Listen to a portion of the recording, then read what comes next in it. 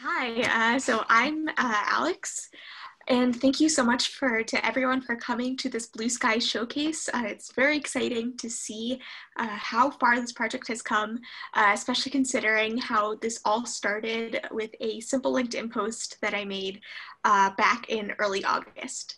I was asking to see if anyone was interested in working on a small portfolio project together, which has now bloomed into something so much bigger than I ever could have imagined.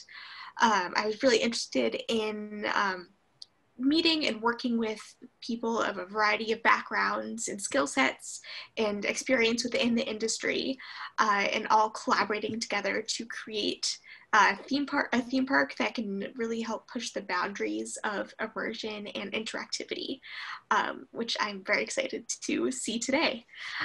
So I ended up receiving such a huge response to that LinkedIn post, and it's really grown to a number of like 38 participants and 13 mentors. And speaking of mentors, I just really want to thank them for everything they've given to us and to this project. Through their industry experience, they've really been able to challenge us in our ideas, to push beyond what we first think up of. Also exposing us to what is expected in a real world studio situation. So again, thank you for all the time and knowledge that you have given to us. And going back to Patrick. All right. So yes, big thank you to the mentors, Alex Freeman, Kathy Dixon, Cynthia Sharp, myself, Natalie Nielsen, Andrew Porter, Michelle Hicks, Michael Libby, Xavier Tretto, Nicole Figueroa, Jamie Barkowitz, Bill Kev, and Chris Bradley. Absolutely fantastic. So we're going to continue onward a little bit here. We're going to go ahead and give you a little bit of a run through of how we got to where we are today. So Alex started the project with LinkedIn, and we got the coaches together and to figure out how are we going to create a simulated studio environment to ensure that everything kind of kept on the rails a little bit. So we had a brief, right? Every studio has a client. So we had an eccentric billionaire developer. They wanted to reutilize the former location of Six Flags in New Orleans. And they wanted to make a huge dent in the industry. So they wanted it to be next level, huge immersion, and they also had a few requests. So from the mystery, we call them the mystery client, right? They want a diverse set of perspectives involved in the project, meaning we have people part of this project that are from live theater, museums, people who've never worked on a theme park project before. We wanted to get them all together to see what we can happen when we bring them together, right? They wanted things to start at home, and they wanted to monetize the at-home pre- and post-park experience. Very important to them. And I think we can all realize that during a COVID-19 world, right? This is skewing a little bit older. Geared towards teens and adults. So you may not see a children's area. This is geared towards millennials, adults, and families of all, families of all ages are kind of on the end of the spectrum, which is a unique perspective there too. We wanted guests to have agency in their experience and use trends in other industries. That may come into play a little bit further down in concept development. Also, the theme park story should be compelling enough to launch its own franchise, so that it can interact with other mediums. So think about Pirates of the Caribbean, how it launched its own movie series, right? Generally when we move, this is probably gonna come in mind when we move into further concept development. We wanna make sure we have COVID in mind, meaning we can quickly flip things around to accommodate social distancing. All right, so how do we get here? So you might be wondering that. Week one, we had a lot of work. We had working sessions. Within about an hour period, we had each team, there were 6 teams total that were being helped by 2 mentors, come up with 3 different park ideas. They then pitched them, and we honed in on one of those parks per team. They then had a week to develop those ideas into a very top line pitch, blue sky pitch of what the park could be. And after rigorous discussion amongst the mentors and the mystery client, we decided to proceed with 2 of those options. And we combined 3 of the teams, or 3 teams on one park and 3 teams on the other. And then for the last 3 to 5 weeks, they've been combining their perspectives and their abilities to then combine with the blue sky pitch that you see today. And it's amazing to have it just be on like 3 slides, because that was a tremendous amount of work that it took to do that. And and it was a lot of work. So it's all simplified today. You didn't have to see how the sausage was made, but it was really fantastic how it's come together. We're really excited to showcase that for you today. So with all of that, it's the moment everyone's been waiting for. We are going to turn it over to the Deja Reveria team to present, who are going to have 45 minutes. And as soon as they start speaking, I will start the clock. Okay, thank you, Patrick, for handing it over. Hello and welcome, everyone. Today, we're very excited to share the legend of Deja Reveria, a regional theme park that celebrates the rich folklore of New Orleans, Louisiana. We thank you for joining us, and without further ado, let's begin. To first contextualize this work, we have been given the opportunity to put our diverse creative minds together and redevelop the site of a former theme park just outside of New Orleans. With considerations of target demographics, industry trends, and public health in mind, we intend to build an experience that is not only immersive, but also accessible to people of all abilities. As a design goal for our studio, we took great care and consideration to achieve these objectives in a way that honors the eclectic culture of the surrounding region. We also like to acknowledge those who originally lived on the land that we intend to build on. We intend to consult with community experts, indigenous leaders, and other cultural representatives to ensure that proper respect is being used and remains a top priority for this project, especially as we derive inspiration from current and historic usage. Now, with the stage set, we'd like to now introduce you to the folk-inspired realm of Deja Reveria. Folklore is a celebration and reflection of the local culture belonging to a people. This powerful tradition of sharing stories spans across generations, transcending both time and space. Legend has it that there exists a realm beyond our own that's founded on the energy of folklore. It's a wondrous realm filled with dreamlike magic and myth, but also nightmarish danger and fright. This realm, known as Deja Reveria, was once strongly connected to our world, but has since then drifted apart as we've stopped recounting the tales of the folk legends that live there. Recently, however, the gateway to Deja Reveria has become visible once again, and people have begun to rediscover the many characters in this lost world. We invite you to venture into this realm of folklore, myth, and legend, and rebuild the connection between storyteller and story. Now, Deja Reveria is home to a powerful group of folklore characters called the Patrons. Though some of these patrons may seem unfamiliar, they're the characters whose stories have been shared for hundreds of years across Louisiana and the Caribbean. Some patrons, like pirate legend Jean Lafitte, are excited by the newest visitors to Deja Reveria. They see the gateways reopening as an opportunity to reestablish their presence in our culture, or in Jean's case, to become the most famous pirate across all realms. Others, like Mademoiselle Babette, hold dangerous secrets and would prefer to remain isolated so they don't cause unnecessary harm to the visitors of the realm. Now, each of these patrons presides over one of the 6 lands in Deja Reveria, all of which surround the Sea of Reveries, the park's central body of water. It's a diverse ecosystem of bustling streets and natural wonders where guests can finally step inside of the worlds that, until now, they'd only heard stories about. Each land includes a variety of attractions that allow guests to engage with the rich folklore of that land's patron, sometimes even becoming part of the story themselves. Now, the daylight hours only capture half of the story. When the sun sets at eventide, Deja Reveria undergoes a transformation. The coming of night releases a mysterious energy affecting environments and attractions throughout the park. No place will look the same, and guests can re-explore the realm to find eerie encounters that only come out at night. Among the many creatures that guests may discover, the most prominent are the Feu Follet, small forest spirits that take the form of colorful, glowing orbs. The Feu Follet mostly congregate on their home island in the Sea of Reveries, but many can be found exploring the entirety of the realm. Because of their magical properties, Feu Follet are often sought after as companions within Deja Reveria. And when locals started befriending these spirits, they established the tradition of sheltering them inside homemade lanterns made from materials found throughout the land. Guests, too, can form a bond with these spirits and join the tradition of traveling with a Feu Follet companion. After choosing a carrying vessel, which ranged from handheld to lantern scale, Guests can work with their Feu Follet to trigger special events and effects with cue elements, attractions, and other Feu Follets throughout the park. And as Feu Follet grow closer to guests, they'll even start to speak as their bond grows closer. This powerful relationship extends beyond the in-park experience, and we'll elaborate on that more a little bit later in the story. So, grab a lantern and welcome to Deja Reveria. Let's begin our adventure with Annie at the gates of Rumshuckle Junction. Thanks, Henry. When guests step first through the portal entrance to the park, they find themselves in the Junction, the central neighborhood of La Belize.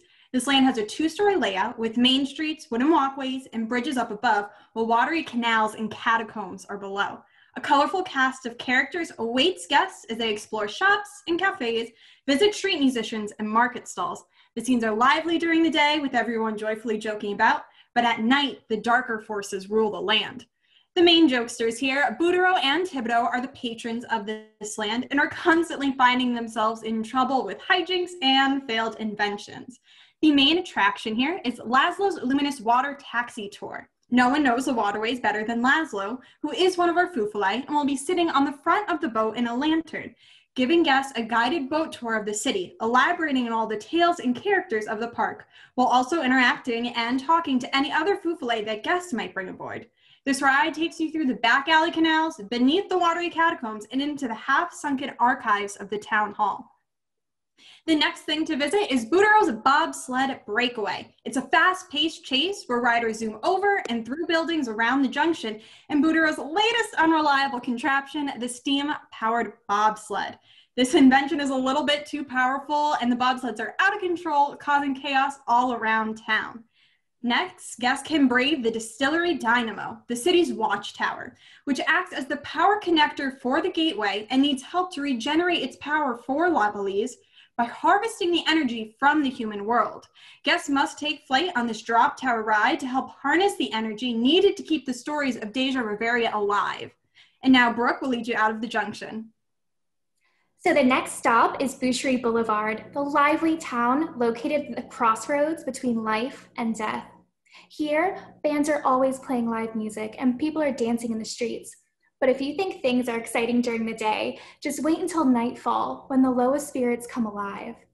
The Loa Gede family throw these lavish parties, and it turns the town into something otherworldly. As the family likes to say, death is a celebration, and though this land has death, it really is the most alive. Our first attraction in this land is the Gates of Guinea, and this is a roller coaster dark ride hybrid. On this attraction, guests board a Ferris wheel that takes an unexpected turn into the underground, where their vehicles detach from the Ferris wheel and thrust them in a fast-paced adventure through the Guinea underworld. The deeper they go, the more the famous Gede spirit guides they'll meet. But guests must be careful as they travel through the Guinea gates or run the risk of never returning to the surface. The next attraction is the Crossroads of Samedi. It's an erratic interactive dark ride where guests are pulled into a hide-and-seek chase between Samedi, a tired spirit guide that just wants to get back to the party, and the runaway zombies. This is a competitive guest-versus-guest experience where some get to play the role of the spirit guide while others play the elusive zombies. Finally, in Float with Loa Linto, guests are invited to fly with Loa spirits, and this is all made possible through the help of Gede Linto, the Loa of miracles, who's corralled a number of Feu Follets to lend our guests the gift of flight. That is Boucherie Boulevard, and now Annie is going to take us into the Forest of the Fae. Welcome to the magical Forest of the Fae, which is home to our Feu Follet. The island is a wondrous place overgrown with all sorts of magical flora, giant mushrooms, entangling vines, and the quaint villages housing the fairy spirits.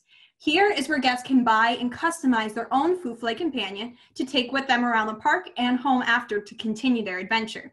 The main attraction here is the Bewildering Bayou, a controlled water ride system.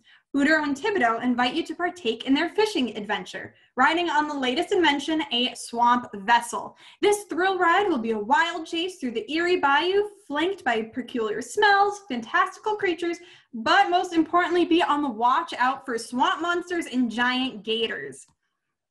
Next, guests can take flight on the Feu Follet Fantasy. It is a beautiful suspended dark ride that takes you from the top of the trees to down below where the tiny Feu Follet villages lie.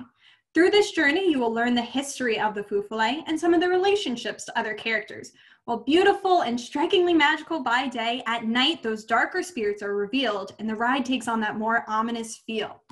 Finally, for some fun, jump aboard Buki and Lappin's Fishing Follies. It is a twist and splash where guests can have fun piloting their own lily pad with either Buki or Lappin aboard, who are competing to see who can catch the most fish. With water blasting around and extra squirt guns for onlookers to the attractions, everyone is guaranteed to get soaked and have fun. Next, Jess will take you to the Hollow Gardens. Welcome to the Hollow Gardens. As the name implies, this is an overrun wildland abandoned to time. It is also peak wholesome swamp culture. The plants are sentient and aware, cryptids of all shapes and sizes doze off in the foliage, and nature is in harmony here. Guests journey into named Mademoiselle Babette. One of our main attractions is Evasive Vines. It's a Kuka robotic arm dark ride where oversized vines take guests into the swamp for a breezy tour through the trees. They'll see Babette out there, but just as they move towards her, the experiment she's been bending over will explode into a colorful smoke screen. She's just been cursed, the curse of the Rougarou, otherwise known as Louisiana's werewolf. The vines will whisk us away to safety, following the guiding lights of the Feu Follet as the Rougarou's howls follow closely behind. Our next attraction allows guests to enter Babette's crumbling shack, filled with notes and tones and bubbling experiments. Babette is attempting to find a cure for the Rougarou and needs guests' help. By day, this is Babette's mad experiment, where things don't go right and guests are chased off by Babette for their own safety. By night, this is Babette's midnight decline, where guests witness the transformation of the Rougarou and come face to face with it. This is a madhouse design, so the walls will spin as a physical representation of Babette's transformation into the Rougarou.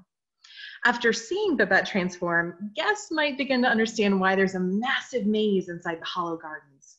It's harmless enough during the day. By day, Babette acts as a guide to talk with the various camouflage cryptids and introduce guests to them. Night is another matter. By night, the Rougarou comes out to stomp aimlessly away in this immersive maze. Guests can avoid the Rougarou with aid from their Feu Follet, which reveal clues and secret passageways that will lead the way out. But the Rougarou can't remember the many paths and exits that Babette walks during the day, so it's with this maze that she contains herself to protect the other cryptids and the guests.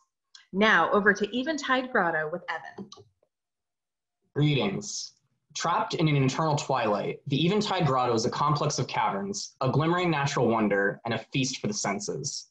Guests come to the grotto in search of serenity and perhaps catch the sweet swells of the eventide. There are many mysteries to uncover in this wonderland as seafaring spirits and sprites welcome you to their underwater world.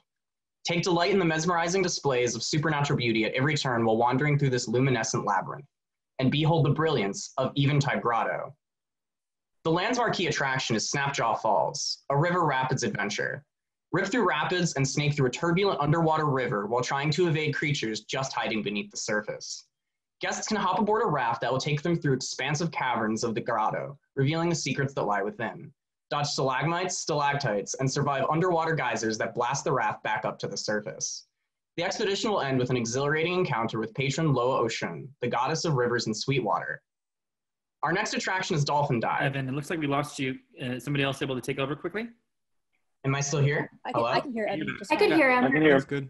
Oh, okay, Yeah, just me, sorry.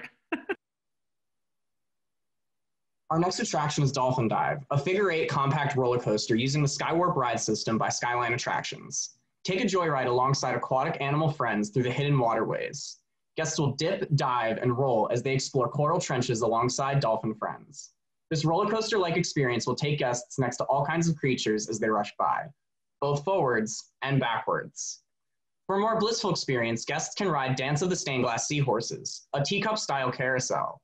On this wondrous whirligig, guests become a part of an amphibious dance celebration. Twirl, tango, and dance with stained glass seahorses as they glow, shimmer, and spin in a carefully coordinated custom dating back to the dawn of Deja Reveria.